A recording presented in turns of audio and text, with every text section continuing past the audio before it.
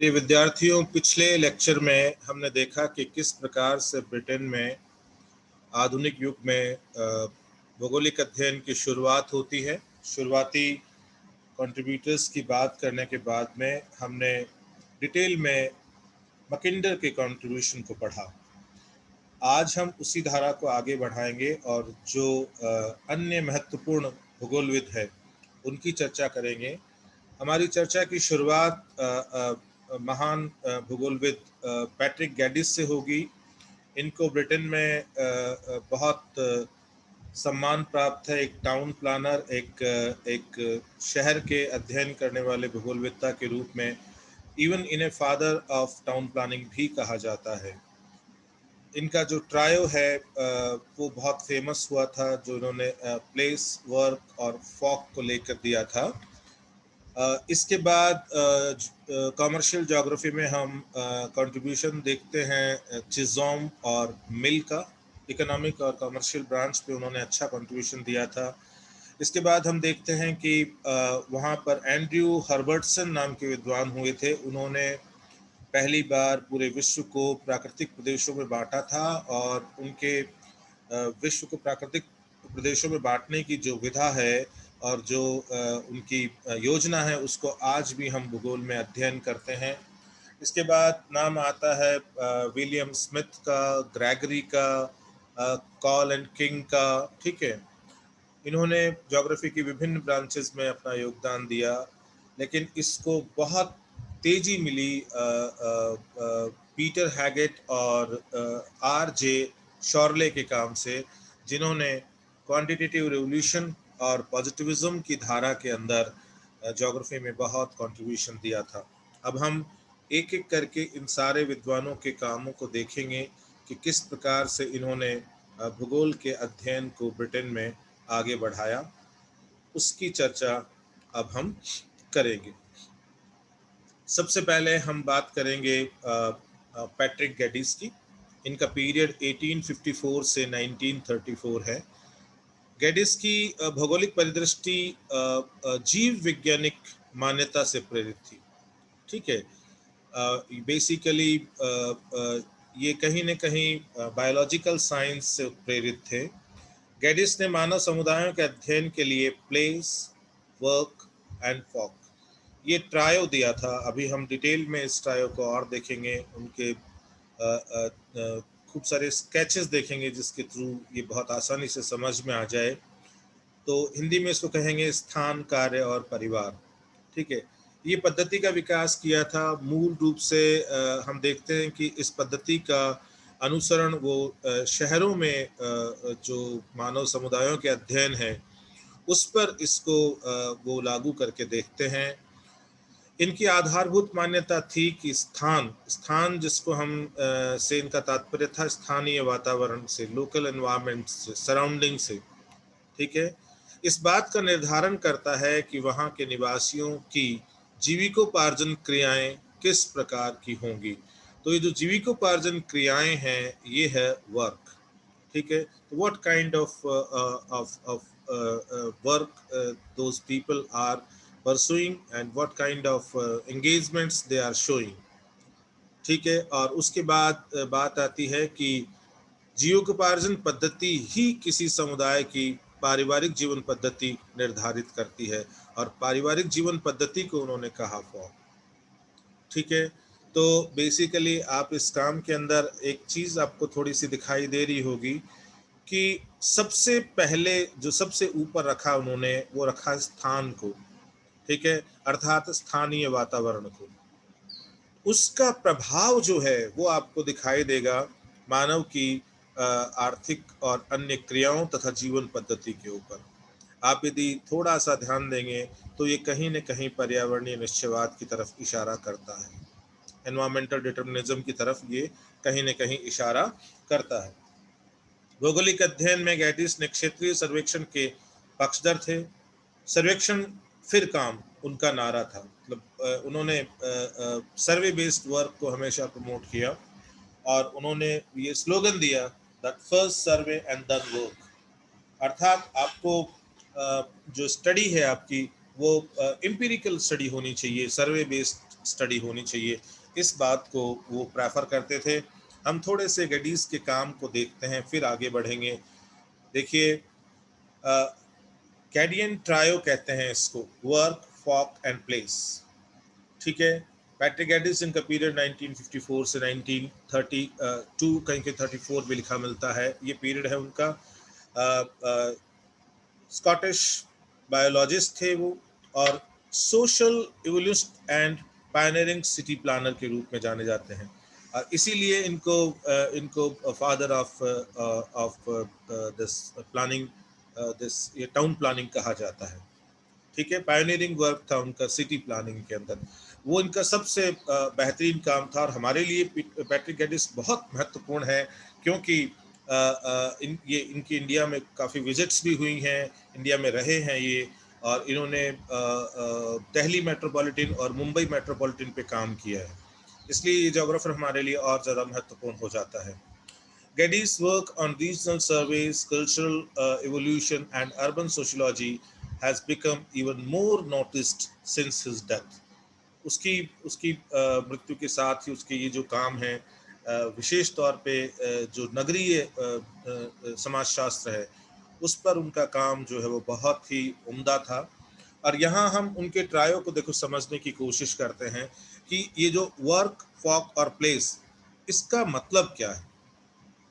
ठीक है, अभी हमने एक चीज तो देख ली कि यहाँ पर सबसे पहले आता है स्थान। स्थान के प्रभाव से उस पर्टिकुलर प्लेस के ऊपर जो सोसाइटी है वो किस तरह के काम में लगेगी, ये निर्धारित होता है। तो ये कहीं ना कहीं स्थान का प्रभाव है कार्य पे, और जो उसकी आर्थिक क्रियाएं या उसकी जो कार्य पद्धति है, उससे निर्धारित होता है कि उसकी जीवन पद्धति कैसी होगी, और वो है Fock.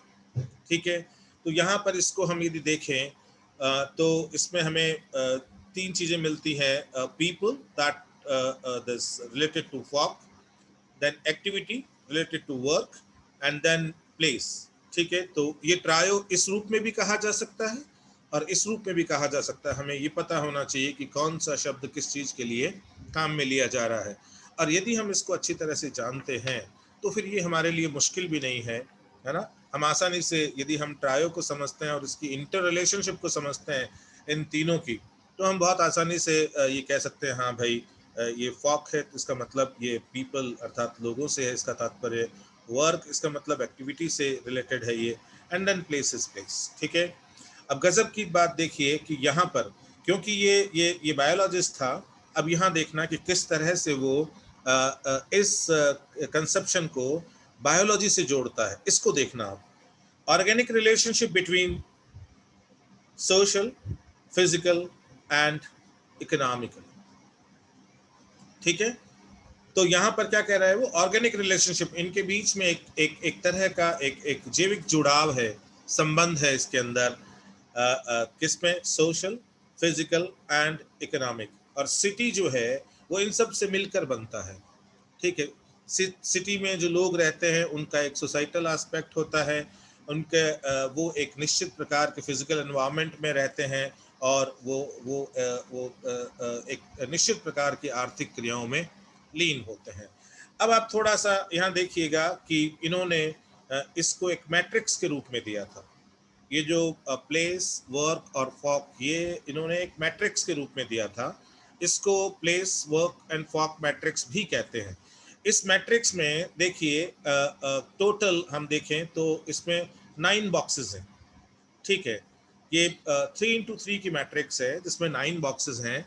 This is place, this is place work, this is place folk, this is again work place, and this is folk place. ठीक है, and this trio if will go like this, then it is place, work and folk. अब इसको आप ये देखिए कि इसी चीज को आप नीचे वाली मैट्रिक्स में देखिए।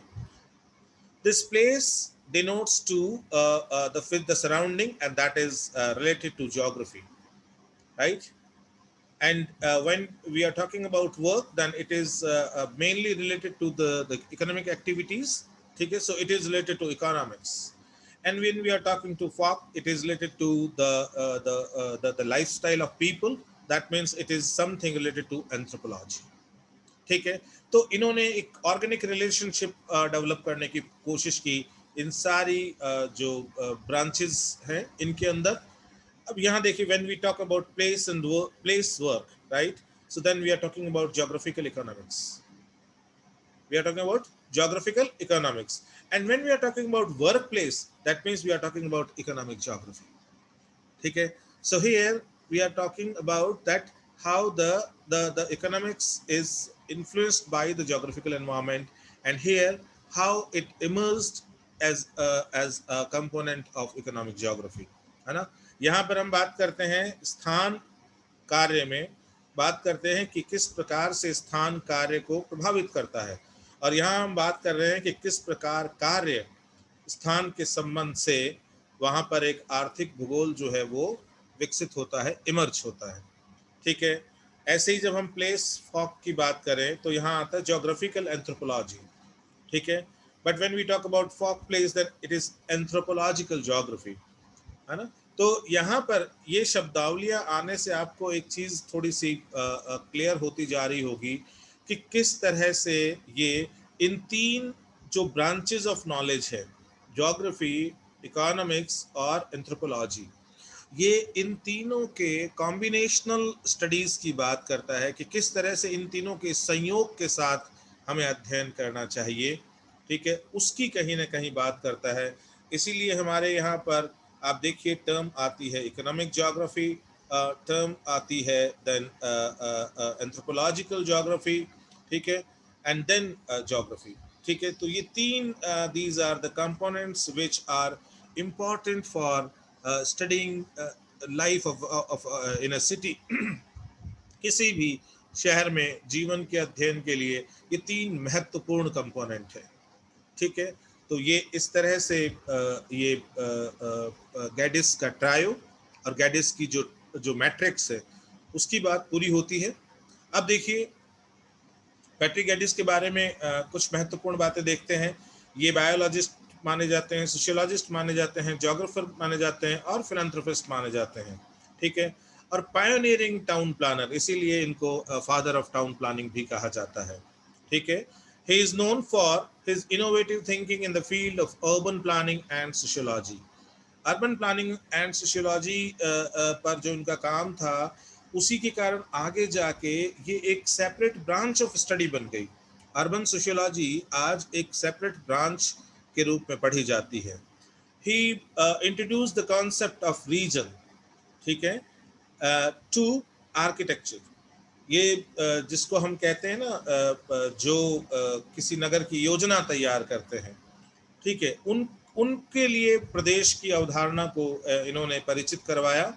और planning and coin the term conurbation, ये बहुत इंपॉर्टेंट है कि इन्होंने एक शब्दावली दी थी कॉनर्बेशन। अभी हम उस कॉनर्बेशन शब्दावली की और बात करेंगे। कॉनर्बेशन थियरी के रूप में जानते हैं उसको, जिसकी चर्चा अभी हम करेंगे। तो यहाँ पर दो बातें बहुत महत्वपूर्ण आती है गैडिस के बारे में।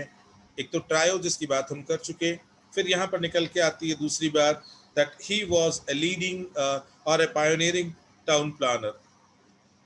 ठीक है, and second thing which is important that is he coined the term conurbation. यहाँ इनकी दो किताबें सामने आपको दिखाई दे रही होगी, ये सिटीज इन इवोल्यूशन, इसी में इन्होंने कॉनर्बेशन शब्दावली की का इस्तेमाल किया था।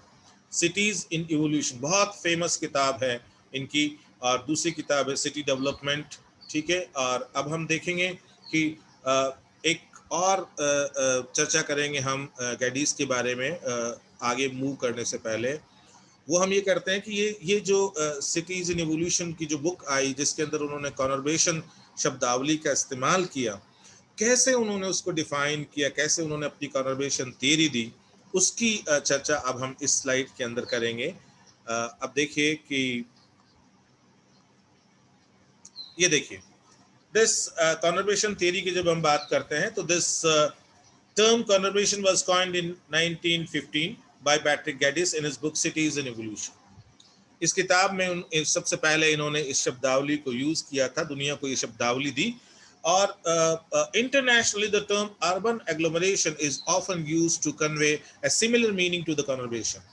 है ना। कॉन्वर्बेशन का मतलब भी जो नगर है उसका आसपास के क्षेत्रों की ओर विस्तार है, ठीक है। नगर का जो एक्सपांशन है उससे रिलेटेड बात आती है कॉन्वर्बेशन के अंदर, और उसी तरह की शब्दावली अर्बन एग्लोमरेशन के से भी हम उसी तरह का मीनिंग या अर्थ निकालते हैं।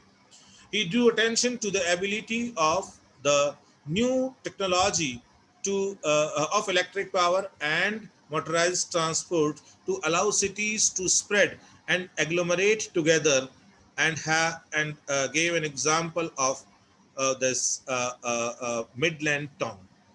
ठीक है, in England, and Ruhr in Germany, and this Randstad in Netherlands, New York, Boston in United States of America, the Greater Tokyo area, and then this Taheyo Belt in Japan, and NCR in Delhi.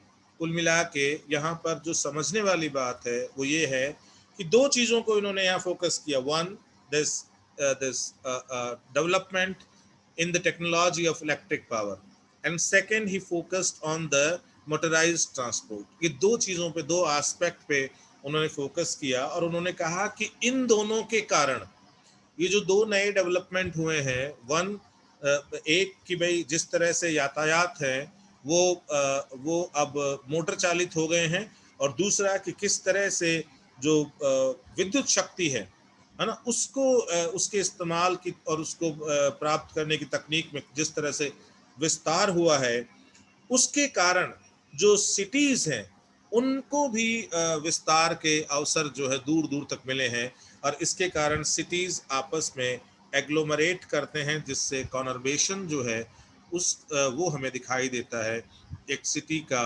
बड़ा विस्तृत रूप हमें दिखाई देता है। His principle of town planning in Bombay included what town planning means under the Bombay Town Planning Act 1915. ठीक है, ये जो 1915 का जो बॉम्बे का टाउन प्लानिंग एक्ट आया था, उसके अंदर पैट्रिक गेडिस की जो फिलॉसफी थी उसको इस्तेमाल किया गया था। गेडिस ने उस प्लान में हेल्प की थी। फिर है प्रिवेंशन ऑफ ह्यूमन लाइफ, है ना, preservation of human life and energy. ये कह रहा है कि ये सबसे बड़ा गोल है टाउन प्लानिंग का, है ना, कि कैसे आप मानवीय जीवन और उसकी ऊर्जा को संरक्षित कर सकते हो, rather than superficial beautification. Town planning का मतलब ये नहीं है कि आप शहर को भौतिक रूप से सुंदर बना दो। टाउन प्लानिंग का जो मर्म है, टाउन प्लानिंग का जो एसेंस है, वो इस बात में है कि किस तरह से आप ह्यूमन लाइफ और एनर्जी प्रिजर्वेशन को आगे बढ़ा सकते हो। वो टाउन प्लानिंग का मूल ध्येय है, ठीक है। केवल भौतिक सौंदर्यीकरण टाउन प्लानिंग का मूल ध्येय नहीं है। फिर देखिए, conformity to an orderly development plan carried out in stages, and purchasing land suitable for building. इन सब चीज़ों पे उन्होंने काम किया था। महाराष्ट्र के कई शहरों पर काम किया, दिल्ली एनसीआर पे काम किया, ठीक है। और यही कारण है कि ये विद्वान जो हैं गेडिस महोदय, ये हमारे लिए बहुत महत्वपूर्ण हो जाते हैं, क्योंकि इंडिया के बहुत सारे क्षेत्रों में इनका काम हमें देखने को मिलता है, ठीक है। तो जो तीन चार चीज़ें सामने आई है गेडिस को लेकर, उन सब का हमें ध्यान रखना है। अब हम बात करेंगे आगे। देखिए, ब्रिटिश भूगोल के विकास में दो और बहुत महत्वपूर्ण विद्वान हुए थे, जिसमें एक है जॉर्ज जी चिज़ोम और दूसरा है एच.आर. मिल, ठीक है। तो ये दो विद्वान थे, इनका कॉमर्शियल ज्योग्राफी में बहुत योगदान था। चिज़ोम का योगदान कॉमर्शियल ज्योग्राफी में अधिक रहा, और उन्होंने लिखा था हैंडबुक ऑफ कॉमर्शियल ज्योग्राफी इन 1889, ठीक है। इवन इस बुक को हम देखते हैं कि इस बुक में उस समय जो जो थियरीज आई थी, है ना, उनके बारे में, लोकेशनल ऑफ एक्टिविटीज़ के बारे में, उनके बारे में भी काफ़ी चर्चा की गई थी। मिल के भौगोलिक अध्ययन का मुख्य बिंदु जल था, वाटर। ये उनका सबसे प्राइम फोकस था, जल की अवेलेबिलिटी के ऊपर, है ना, पानी की उपलब्धता के ऊपर। उनके निर्देशन में 50 वर्ष औसत के आधार पर ग्रेट ब्रिटेन के वर्षा मानचित्र तैयार किए गए थे। ठीक है ना। और आज भी हम जानते हैं कि जब हम क्लाइमेटिक कंडीशंस की बात करते हैं तो हम न्यूनतम 3 दशक के जो डेटा है उनको संज्ञान में लेते हैं जब हम किसी भी क्षेत्र में क्लाइमेट के ऊपर चर्चा करते हैं। ठीक है, तो इन्होंने 50 वर्ष औसत के आधार पर ग्रेट ब्रिटेन के वर्षा मानचित्र तैयार करने की योजना बनाई थी। और मैं आपको ये देखो इनकी पुस्तकें दिखाता हूं जिससे आपको क्लियर कट आइडिया हो जाएगा। ये पुस्तक थी चिज़ॉम की हैंडबुक ऑफ कमर्शियल ज्योग्राफी। काफ़ी फेमस हुई ये किताब, ब्रिटेन में एक टेक्स्ट बुक की तरह बहुत फेमस हुई थी ये बुक। फिर है उनकी जो दूसरी किताब हम देखते हैं, उस दूसरी किताब के अंदर हमें जो देखने को मिलता है, a pronouncing vocabulary of modern geographical names nearly 10,000 in number. ये एक तरह का यूं कहें कि कोश है, ठीक है, जो उन्होंने तैयार किया था, है ना। जो ज्योग्राफी के जो बहुत सारे नाम, एक तरह से ये मान लीजिए कि एक तरह की ये dictionary type of this contribution है। मिल की कंट्रीब्यूशन देखिए, इन्होंने भी कमर्शियल ज्योग्राफी के फील्ड में काम किया था। Elementary commercial geography, this is by Robert Mill. ठीक है। और दूसरा उनकी एक पुस्तक है द इंटरनेशनल ज्योग्राफी, है ना।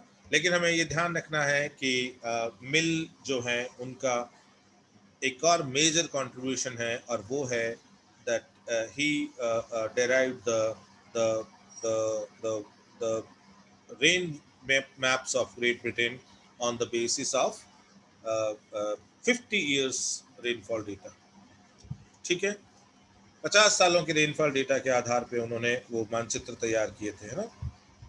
अब हम बात करते हैं एंड्रयू जे हर्बर्टसन की। हर्बर्टसन को हम सब जानते हैं उनके प्राकृतिक प्रदेशों की अवधारणा के कारण। इनका मुख्य ध्यान भौगोलिक अध्यापन को अच्छा करने पर रहा, किस तरह से ज्योग्राफिकल टीचिंग को इम्प्रूव किया जा सकता है। इन्होंने विश्व के अध्ययन हेतु प्राकृतिक क्षेत्रों को आधार माना, है ना। जो नेचुरल रीजन्स हैं उनको इन्होंने आधार माना, बेसिस माना। ये इनकी किताब है commercial geography of British Isles. ठीक है, ये पीएचडी थीसिस थी इनकी, और बाद में ये पुस्तक के रूप में आई थी। और हर्बर्टसन के बारे में कुछ थोड़ी बहुत जानकारियां देखते हैं। एन असिस्टेंट टू गैडिस, इन्होंने गैडिस के साथ काम किया था असिस्टेंट के रूप में ऑक्सफोर्ड यूनिवर्सिटी में। Then he was contemporary to Mackinder obviously, and he is largely influenced by the Darwinian tradition of environmental determinism. ये भी डार्विन के पर्यावरणीय निश्चयवाद की जो संकल्पना है, जो वहाँ से लोगों ने एसोसिएट की, उससे प्रभावित था। इन 1905 1905 में ही stressed the environmental emphasis on land man relationship. इन्होंने मानव और भूमि के संबंध में, के आपसी संबंध के अंदर जो पर्यावरणीय उपागम है उस पर ज़्यादा जोर दिया। अर्थात जो निश्चयवादी दृष्टि है उसको अपनाते हुए और इन्होंने अध्ययन को आगे बढ़ाया। He presented a scheme for a division of the world into natural regions।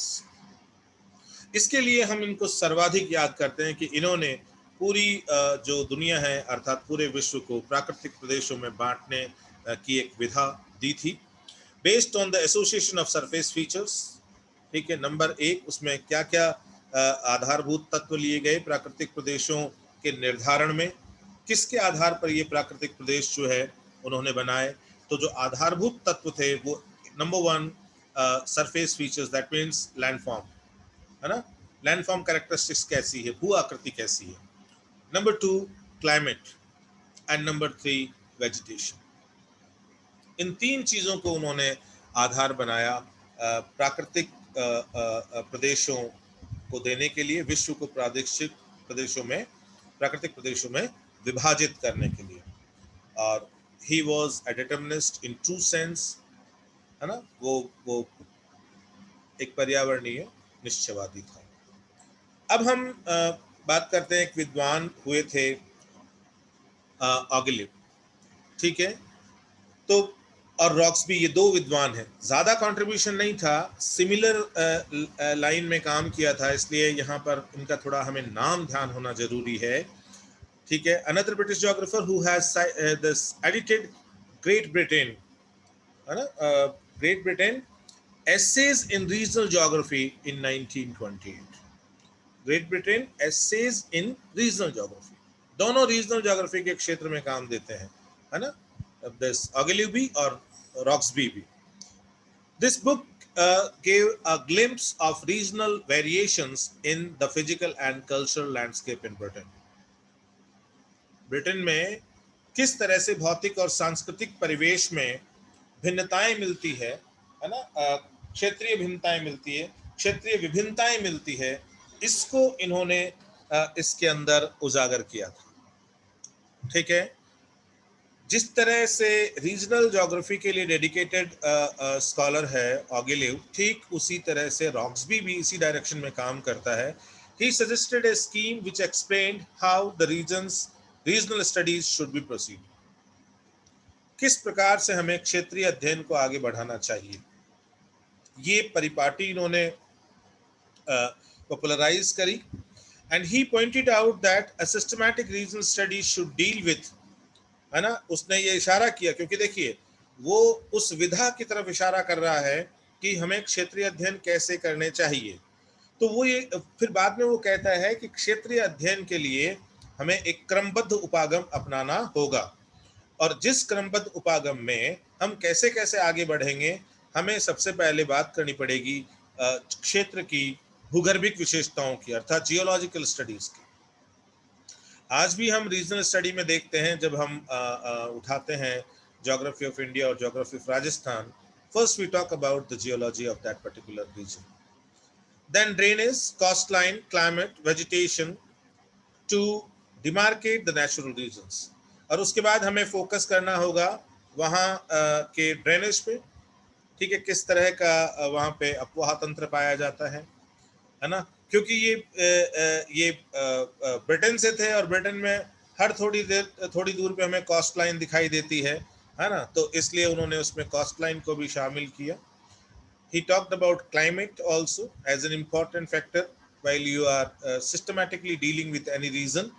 फिर बात की उन्होंने प्राकृतिक वनस्पति की, ठीक है, और उन्होंने कहा कि इन सब के संयोग से, है ना, हम क्या करेंगे, we can demarcate natural regions, ठीक है, and this should follow by a man's relationship to his physical environment. उसके बाद हमें वहाँ पर मनुष्य के भौतिक वातावरण के साथ में जो संबंध पाए जाते हैं, जो उसकी इंटर रिलेशनशिप है, उसका हमें अध्ययन करना चाहिए। तो इस तरह से उन्होंने एक सिस्टमैटिक अप्रोच दी कि हमें रीजनल स्टडी करनी कैसी चाहिए, है ना, कैसे हमें रीजनल स्टडी करनी चाहिए, उसको उन्होंने यहाँ बताने की कोशिश की, इंगित किया। ठीक है, ये देखिए विलियम स्मिथ जो हैं, उन्होंने भी काम किया था हिस्टोरिकल ज्योग्राफी के ऊपर। इस व्यक्ति का नाम याद रखना है हमें, हिस्टोरिकल ज्योग्राफी में कंट्रीब्यूशन के लिए, और उन्होंने dictionary of Greek and Roman contributors की दी थी। ठीक है, तो ये एक उनका काम है ना, कि ग्रीक और रोमन जो ज्योग्राफिकल डेवलपमेंट थे, ठीक है, उनको इन्होंने क्या किया, एक लिस्टेड किया डिक्शनरी के रूप में। ठीक है, तो dictionary of Greek and Roman geography.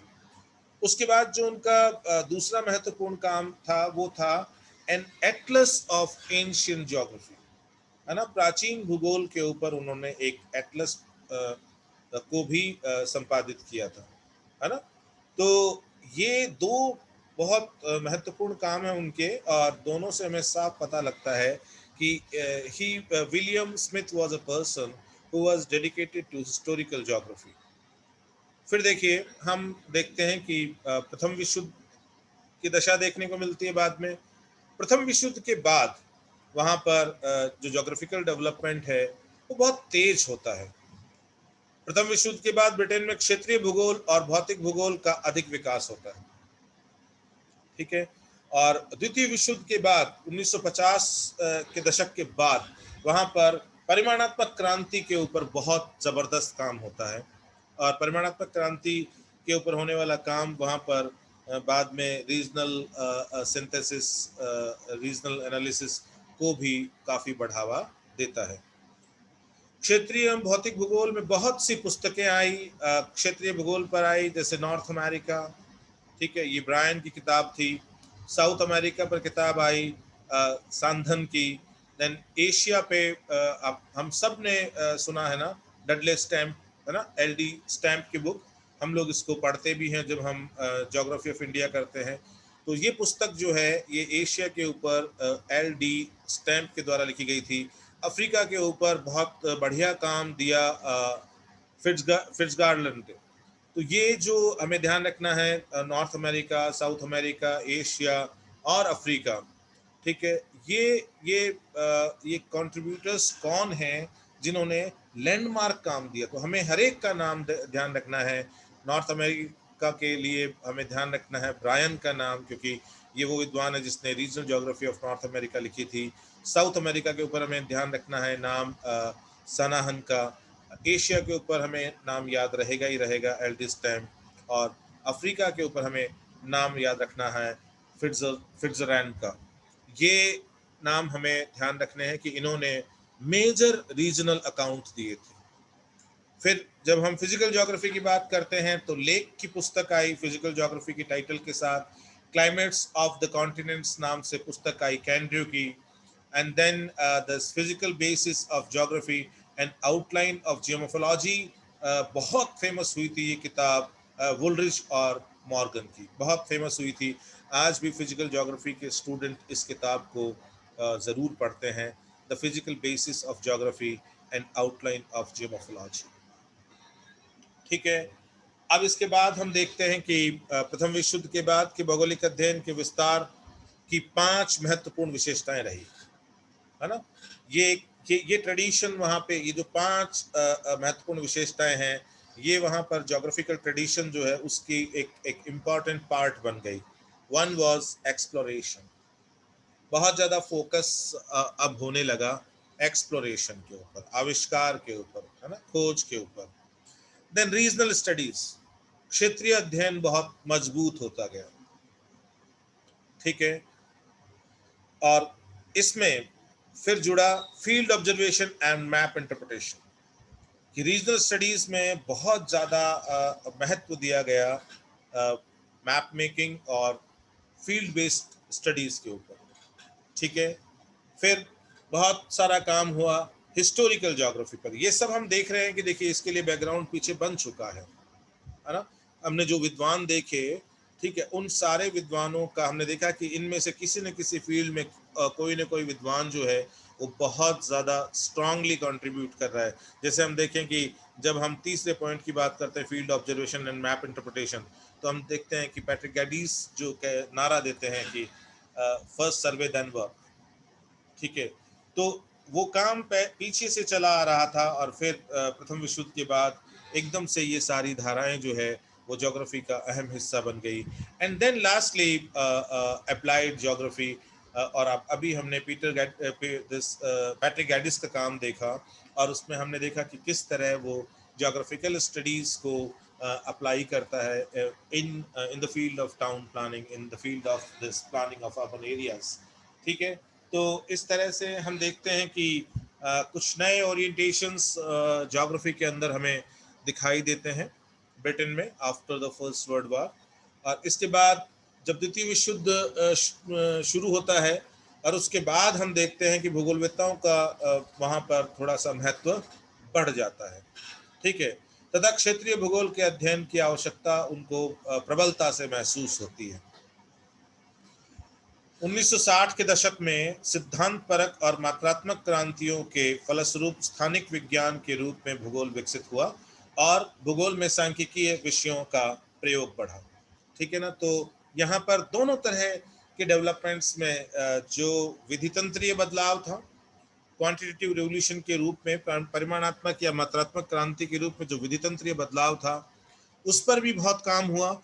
और जो सिद्धांत परक भाग है विषय का, है ना, उस पर भी बहुत काम हुआ, ठीक है। और ये देखा गया कि जो सबसे ज़्यादा जो फोकस था वो था कि भूगोल को एक स्थानिक विज्ञान के रूप में स्थापित करना, है ना, स्पाशियल साइंस के रूप में ज्योग्राफी को एस्टेब्लिश करना। ठीक है।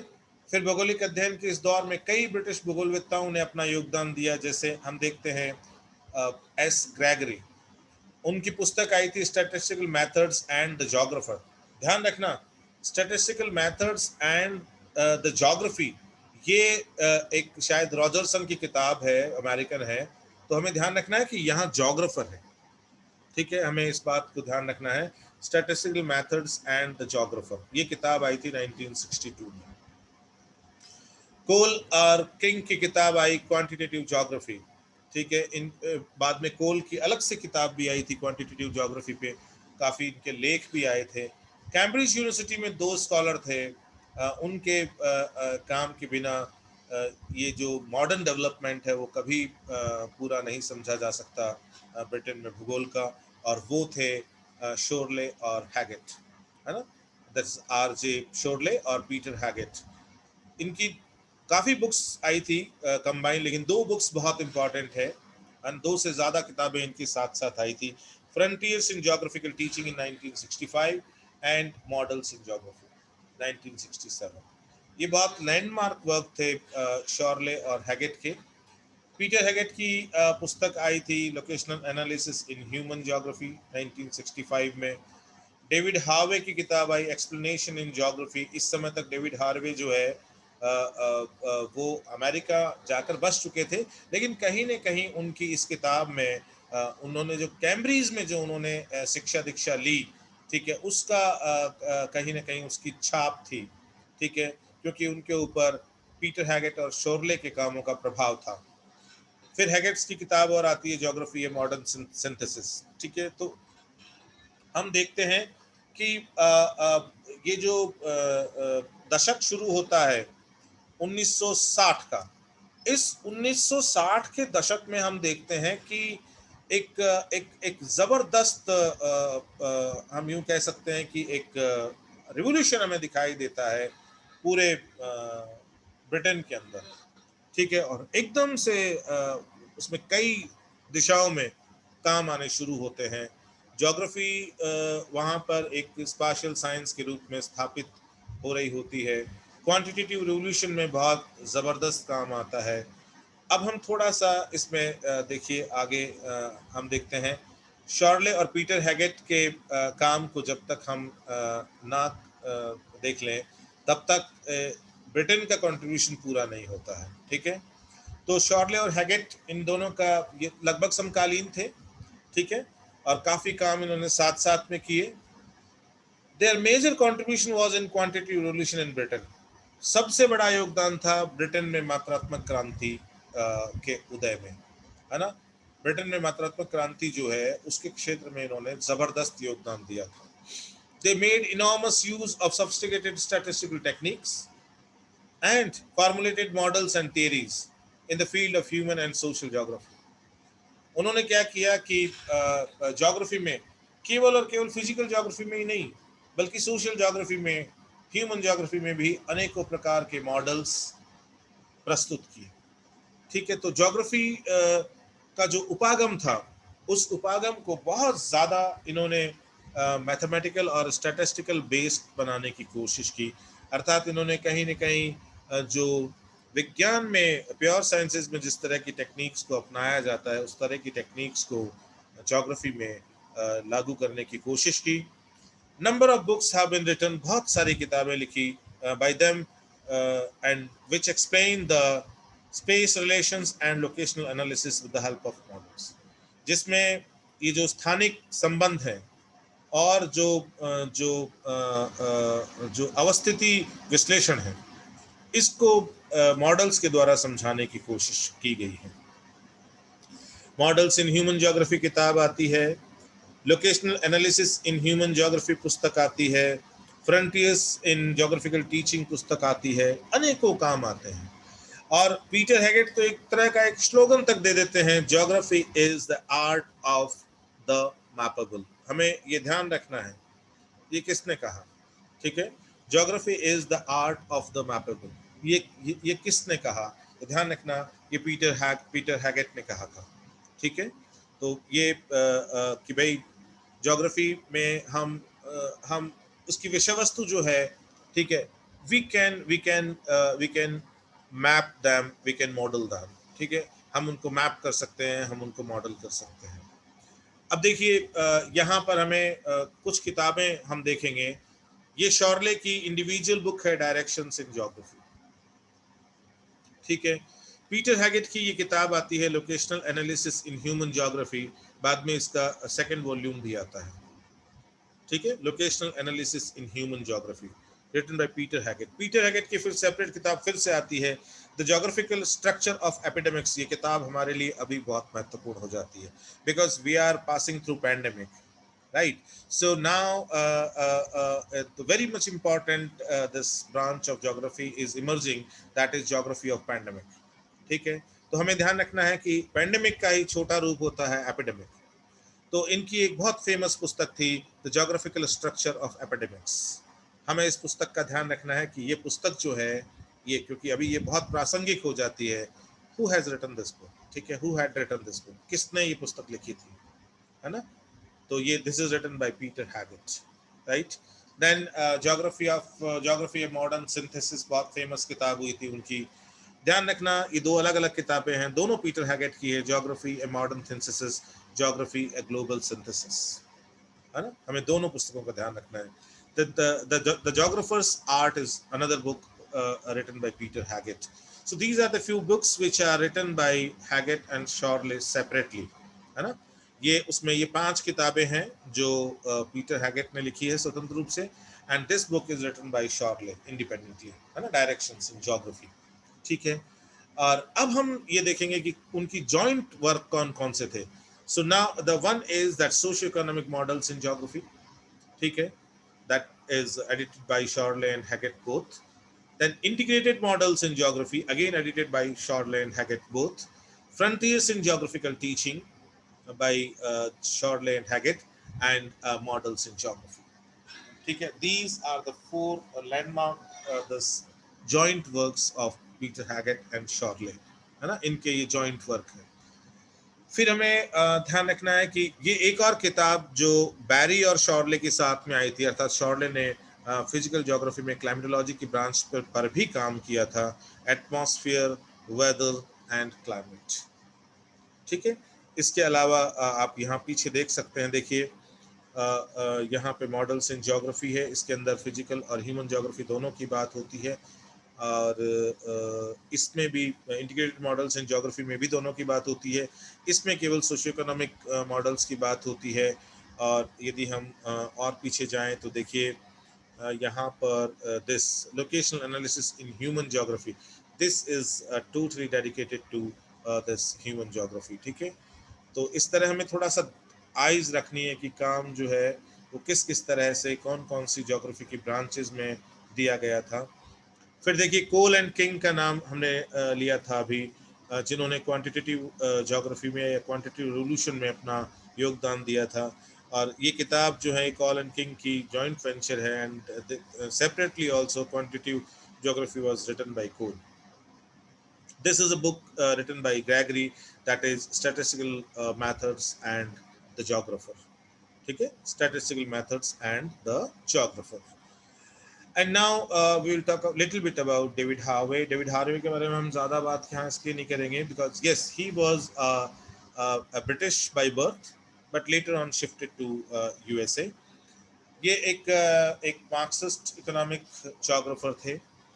इन्होंने पीएचडी की थी कैम्ब्रिज से। कैम्ब्रिज से जब वो पीएचडी कर रहे थे तो इन्होंने पीटर हैगेट और शोरले के कामों से ये भली भांति परिचित थे, और उसका प्रभाव भी इनके ऊपर था, ठीक है, उनका प्रभाव भी इनके ऊपर स्पष्ट दिखाई दे रहा था। फिर वो बाद में प्रोफेसर ऑफ ज्योग्राफी बने और एंथ्रोपोलॉजी, है ना, दोनों के प्रोफेसर के रूप में सिटी यूनिवर्सिटी ऑफ न्यूयॉर्क, यहाँ पर इनकी पोस्टिंग हुई। बाद में बहुत सारी यूनिवर्सिटीज में इन्होंने काम किया, खूब सारी किताबें लिखी, खूब सारे एसेज लिखे। इवन एक पूरा वर्ष तो ऐसा था जब पूरी दुनिया में सोशल साइंटिस्ट के अंदर हार्वे को सबसे ज्यादा साइटेड किया गया था, सबसे ज़्यादा साइट किया गया था इस ऑथर को, ठीक है। तो you can understand the gravity of Harvey, है ना, इनके काम की ग्रेविटी को आप समझ सकते हैं। He is the proponent of the idea of right of city, है ना। ये बहुत इंपॉर्टेंट है कि ये जो आइडिया दिया था राइट ऑफ सिटी, है ना, ठीक है। तो ये आइडिया जो था इसको आगे बढ़ाया ही डेविड हार्वे ने था, ठीक है। By the mid 1960s, Harvey followed trends in the social sciences to employ quantitative methods. इन्होंने खूब अपनाया परिमाणात्मक क्रांति के विधि तंत्र को, contributing to the spatial science and positivist theory, और इन्होंने स्थानिक विज्ञान और प्रत्यक्षवाद के क्षेत्र में अच्छा योगदान दिया। Roots of this work visible while he was at Cambridge, ठीक है। ये बात है एक्सप्लेनेशन इन ज्योग्राफी की। इनकी एक पुस्तक आई थी एक्सप्लेनेशन इन ज्योग्राफी, बहुत फेमस हुई थी, 1969 में उन्होंने ये पुस्तक लिखी थी। और ये पुस्तक लिखी तो इन्होंने तब थी जब वो अमेरिका सेटल हो गए थे, लेकिन इस पुस्तक में वो प्रभाव साफ दिखाई देता है जब उन्होंने पीटर हैगेट और शॉर्ले के साथ में कैम्ब्रिज यूनिवर्सिटी के अंदर, हालांकि साथ में नहीं कहेंगे क्योंकि they were the professors there and he was the student of PhD, ठीक है। तो जब उन्होंने उनके काम को देखा, ये एक लैंडमार्क टेक्स्ट है in methodology and philosophy of geography, भूगोल में विधि संबंधी एवं दर्शन संबंधी विकास के संदर्भ में ये एक बहुत महत्वपूर्ण ग्रंथ के रूप में देखा जाता है, भौगोलिक ग्रंथ के रूप में देखा जाता है। Applying principles drawn from the philosophy of science in general to the field of geographical knowledge, ठीक है। तो कुल मिला के हार्वे जो है वो एक बहुत प्रसिद्ध भूगोलवेत्ता थे, जिनका संबंध ब्रिटेन से इस रूप में है कि he was born there and born and brought up there, और वहीं पे उन्होंने उच्च शिक्षा या यूँ कहें विश्वविद्यालय शिक्षा प्राप्त की थी, वहीं से PhD की थी। And later on he shifted to United States of America, और फिर वहाँ पर उन्होंने भूगोल के अनेकों क्षेत्रों में अपना योगदान दिया था। इस तरह ये जो ब्रितानी कंट्रीब्यूशन है वो हमारा पूरा होता है, ठीक है। बहुत सारे ब्रांचेस में, भूगोल की ब्रांचेस में इन्होंने अपना योगदान दिया था, और लास्ट में जो इनका योगदान क्वांटिटेटिव रिवोल्यूशन और पॉजिटिविस्ट थियरी में था, that was a landmark contribution and especially a contribution by the Peter Haggett and R.G. Shorley.